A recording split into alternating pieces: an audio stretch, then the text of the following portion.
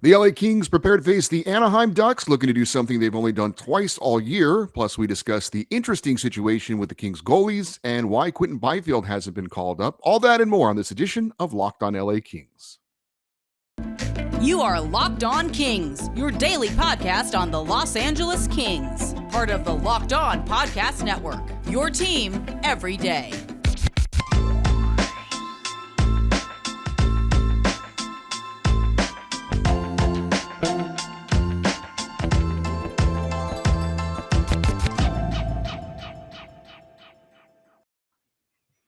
Hey, Kings fans, welcome to Locked on LA Kings, your team every day. Thanks for making Locked on LA Kings your first listen every day. We are free and available wherever you get your podcasts and on YouTube. Please like and subscribe if you're enjoying this content. My name is Eddie Garcia. I'm your host of Locked on LA Kings. I've worked in sports media for almost 30 years, the past 20 plus years at the Fox Sports Radio Network. I'm also co-host of the Puck Podcast, a weekly NHL review show that's been putting out content for the past 16 years, and a passionate LA Kings fan for the past 30 years. And I was told I recently had my 100th episode of Locked on LA Kings. I didn't know it. Somebody in the company, the Locked on Network, sent me a congratulatory email saying congrats. And I was like, oh, thank you. So I guess 100 episodes and counting of Locked on LA Kings with me as your host. The LA Kings are back in action tonight. They are hosting the Anaheim Ducks, and we'll give you a quick preview of that game coming up in a bit.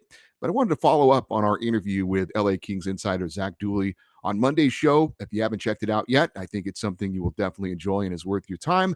But when you interview somebody, obviously the questions you give them, you're looking for their opinions and their answers. But I thought some things were brought up by me that I kind of wanted to chime in on as well. And the first one is the Kings' current goalie situation, because it is very interesting and intriguing. I don't think the national media has picked up on this yet, but it has been so unpredictable and so out of the blue as far as how things have gone. Now, we knew going into the season, it was one of the big issues for the LA Kings. I even had it in an episode in the preseason, 5 things to be concerned about with the LA Kings. And I think number one was goaltending, because we just weren't sure what to expect out of Cal Peterson coming off a year in which he was expected to take the reins as the number one goalie. That didn't happen. He's kicking in now with this 3-year deal, making $5 million a year for the next 3 years. Jonathan Quick is aging, had a good comeback year last year, but with his age, how much of the load was going to be able to carry? And Cal Peterson was going to have to help him pull some of the rope. And now we have this really interesting, kind of fun, but unexpected situation with Pheonix Copley, who is now taking the reins for the moment as the Kings' number one goalie. He's going to start again tonight against the Anaheim Ducks, and that's going to be 4 starts in a row for Pheonix Copley. 5 of the last 6 games, he will be the starting goalie, and the Kings seem to be playing better with him in net. And because of LA's search for consistency, I get Todd McClellan doing anything he can that is going to help the Kings towards that effort. So I certainly have no issues at all with him playing Pheonix Copley. It is the name of the game is in professional sports is winning. And if this guy, regardless of where he came from, what his age is, how much money he's making, if this guy gives you the best chance to win, well, then that's what you do. But Pheonix Copley is 30 years old. He's a bit of a journeyman in the NHL. He coming into the season, he had, I believe, less than 30 NHL starts. And when he came to the Kings as almost an afterthought signing, he was here only to be the number 2 goalie in the AHL, not the number 2 goalie in the NHL, not the number 1 goalie in the NHL, which for the moment he finds himself in that situation, but literally the backup in Ontario to Matt Villalta. So to say that, and I posed this to Zach Dooley on Monday's show. I said, if I would have told you 30 some odd games into the season that Jonathan Quick and Kyle Peterson would be healthy and Pheonix Copley would be the number 1 goalie, what would you say to that? And his answer was, I don't know what I would have thought about that. I know what I would have thought about that. Me, Eddie Garcia, I would have thought, well, either Jonathan Quick and Cal Peterson are just god awful, or Pheonix Copley is playing out of his mind somehow and has deserved a call up. It's not actually either of those situations, I guess. But needless to say, the Pheonix Copley situation is something that nobody would have predicted. And where it goes from here, who knows? It's certainly a bizarre situation when you consider not only where he's kind of come from and his path to where he is now, but that you've got $10 million of goalie salaries that are not playing. One's in the AHL and the other one's sitting on the bench for the Kings. Uh, Phoenix Copley's making $800,000 this year, and right now he's the guy in net. So it is certainly something nobody saw coming. It's very intriguing, and I think, and it'll play itself out going forward. But I wonder, we talked with Zach Dooley about it, and Cal Peterson, by all accounts, has gone down to the AHL and done exactly what the Kings wanted him to do. When they had that closed door meeting after they sent Cal, well, actually they placed him on waivers, and then they sent him down to the AHL. Of course, he cleared waivers. The big intent, the big reason behind that was, I think the minor reason was to send a message to the team. I think the major reason was obviously to get Cal Peterson on track, let him go to the A, start every game, get some reps under his belt, find his confidence, and then come back to Los Angeles. Well, so far he's done it. And again, Rob Blake, the GM, hasn't had a set time on when. He said, we're going to call Cal up, which is a good thing considering the recent developments with Pheonix Copley. But Cal Peterson right now, 4-1 in Ontario with the Reign, 1.61 goals against average, a 947 save percentage. He's coming off a shutout win. All very solid numbers. Granted, it's the minor leagues. But like I said, so far, he's done exactly what the organization has asked of him. And the question now is, now that he's done what the team has wanted him to do, when does he get the reward, right, for doing what he's supposed to do? And right now, he's going to be in the AHL because obviously they're not going to send Jonathan Quick to the AHL. He's kind of stuck there for now because of what Pheonix Copley is doing, and that's just the way it's played out.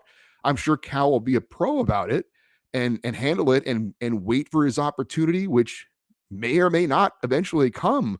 But he's just got to keep doing what he's doing in the AHL, try to be focused and block that out. But again, that's got to be incredibly frustrating. It's potentially a very frustrating situation for him.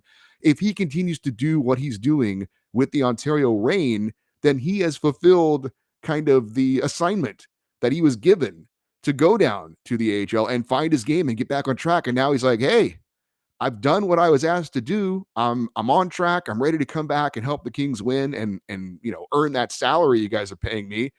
And the Kings are like, well, for the moment, just hold tight. We'll see how this plays out.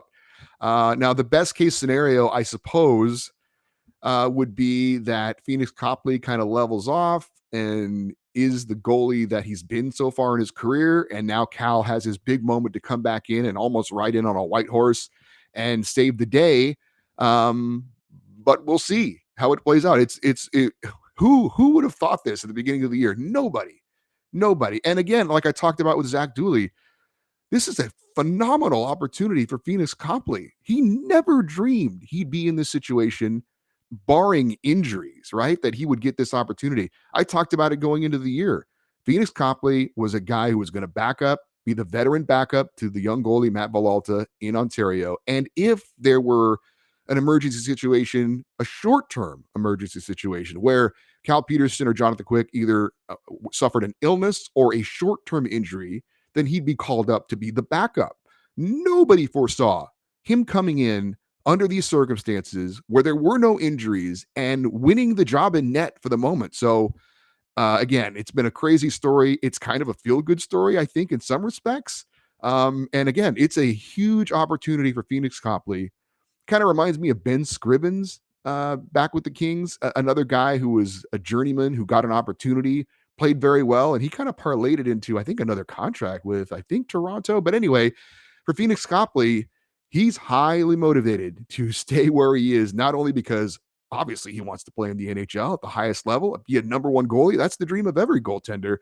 But he's also, if he plays the way he's played, somebody else is going to take notice and be like, hey, maybe we should give this guy another opportunity. Maybe he can be at least a backup at the NHL level.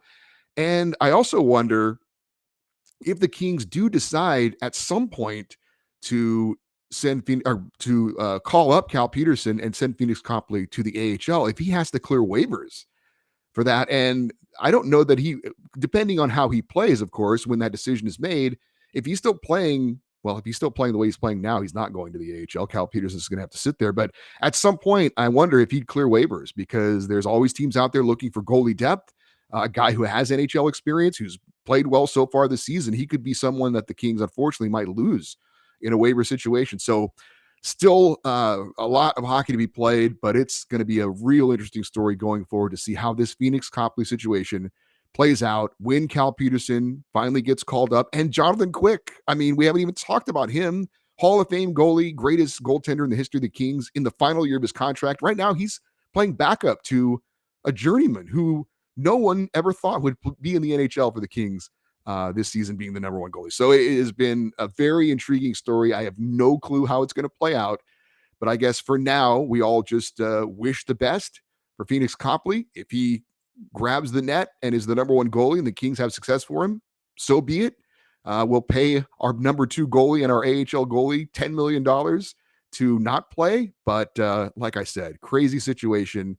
It's one of the great things about sports. We think we know what's going to happen, but in the end, there's always something unpredictable, unforeseen, and crazy that can happen in sports. I wanted to talk about Quinton Byfield a little bit too, and I know we talked with Zach Dooley about this, and he didn't want to put his spin on it really, other than to say that they're kind of with Cal Peterson, that there's no rush to call up Quinton Byfield, that there's no bad scenario to him continuing to play in the AHL and continuing to play well in the AHL. And I suppose that's true, but I've still not heard anyone give a good reason why Quinton Byfield is not with the Kings right now. 14 games in the AHL, 14 points, 9 goals, 5 assists. And again, by all accounts, kind of like Cal Peterson, has done exactly what the Kings have asked him to do. Remember, he had the illness, lost some weight, so they sent him down to Ontario to get his legs back and to find his game, and then he was going to come back. And again, he's done everything that has been asked of him. He's played very well. He looks like he's strong and fit and ready to return, and yet he still hasn't. And I don't know why. I still don't get this. I still think Adrian Kempe needs to play on the wing, not at center. I think QB needs to be the third line center for the Kings. I was thinking about this. I don't know if this is gonna make any sense, but there was a movie called Mr. Baseball. It's an older movie, but I'm an older guy. It was Tom Selleck was an aging American baseball player, and he was trying to like salvage his career by going to play in Japan. And it was a pretty interesting movie about the culture difference and how the games are different. Blah blah blah. Anyway, so there was a point where he was doing all these kind of interesting drills with the Japanese coach. And it involved everything except hitting a baseball. And then at one point, he screams at the coach, "I want to hit a baseball." And the coach says, "What?" And he says, "I want to hit a baseball." And the coach says, "That's exactly what I wanted you to finally say." So I wonder if there's something going on with Quinton Byfield to where they want him to finally say, "I want to play in the NHL. I'm tired of being here. I've done everything you've asked of me. I don't belong here. I belong in the NHL. Call me up. Let's go."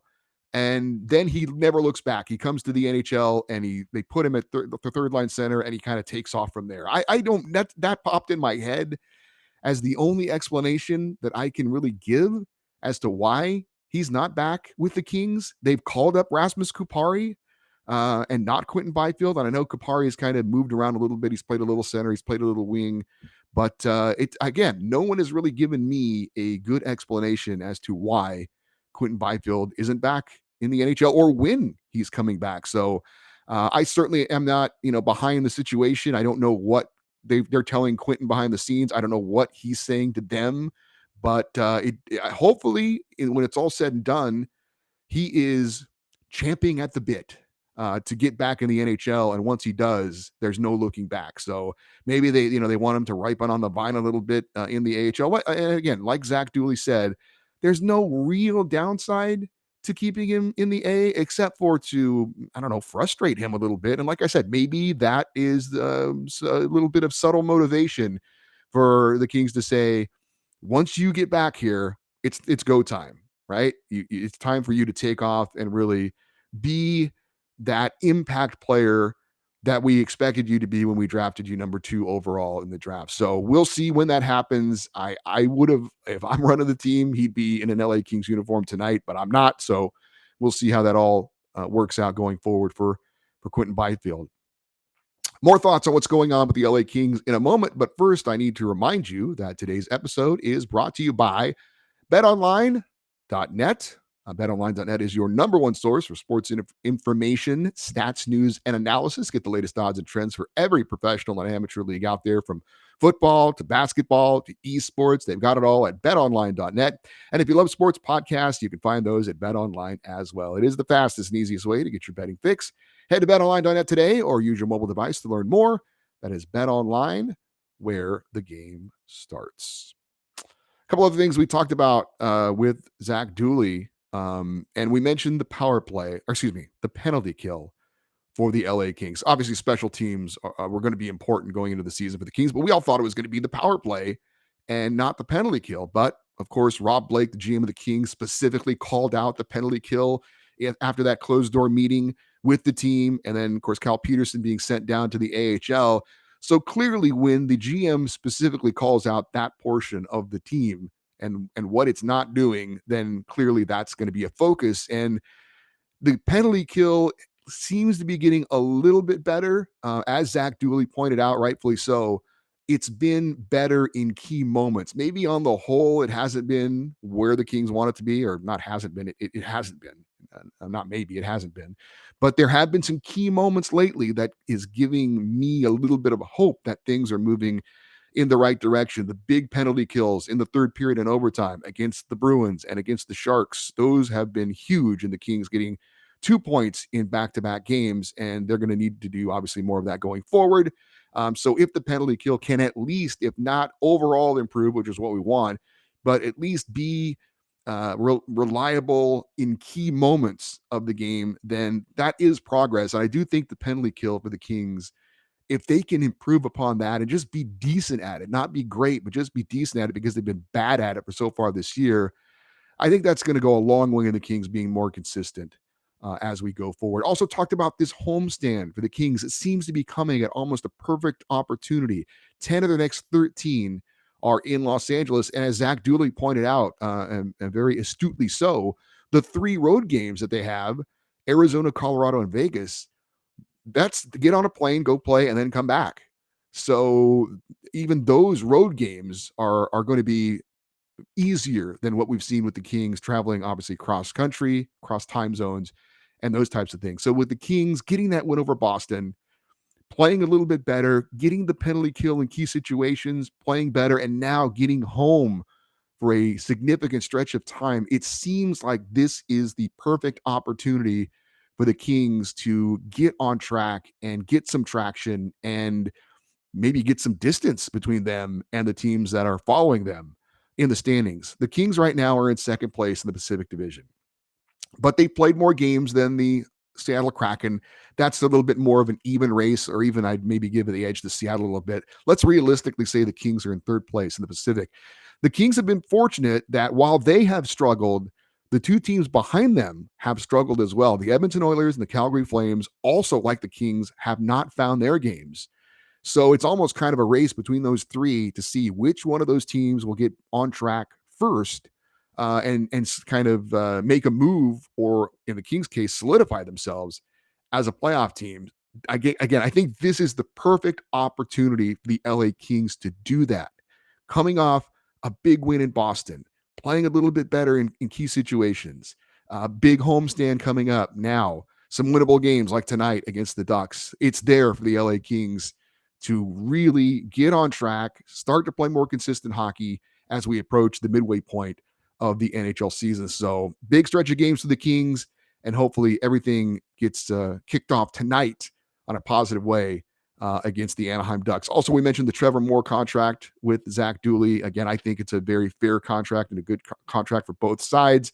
I know that Trevor Moore's a little bit older at 27, coming off his first full NHL season.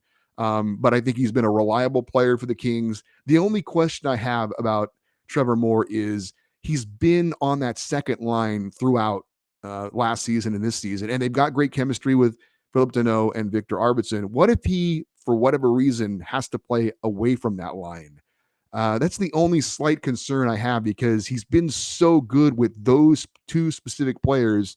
I think he'll be okay with that, but that's the only thought I had about, he hasn't really shown that if we move him around the lineup for whatever reason, if he's going to continue to be as good as he has been with those two guys who he has the chemistry with. So other than that, I think it's a solid signing for the Kings. Trevor Moore, as Zach Dooley said, great guy, has done everything the Kings have asked of him. Great that he's a local guy as well. And I like the deal for Trevor Moore, both for him as a player getting rewarded for having a career year last year and putting up on pace to put up similar numbers this year.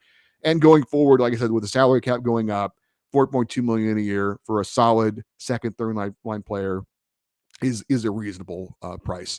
Also, real quick, World Junior Championships coming up. We mentioned Brent Clark going to be playing for Team Canada, and what's the decision after that? And I got to believe, and it depends on where the Kings are, the health of their blue line, where they are in the standings. I got to believe Brent Clark is going to come back to the Kings and play in the NHL. That they're not going to send him back to juniors. I get the argument that for 40 games, do you want to burn the first year of his entry level contract? I get those that say that's not enough enough games to burn a year of his contract. You want to have him under control for 3 more years after this year, not 2 more years. And playing 40 games, I understand that argument. And again, I know Brent Clark's another right-handed shot, so that there's the log jam there as it stands now. But I got to believe Brent Clark can help the Kings win. I think he needs to be rewarded for this season that he's had. The Kings have done a lot of string pulling to get him as much experience at a higher level as they can this year. So I got to believe coming off the World Juniors that Brent Clark is going to stick with the Kings and could be a factor for them down the line.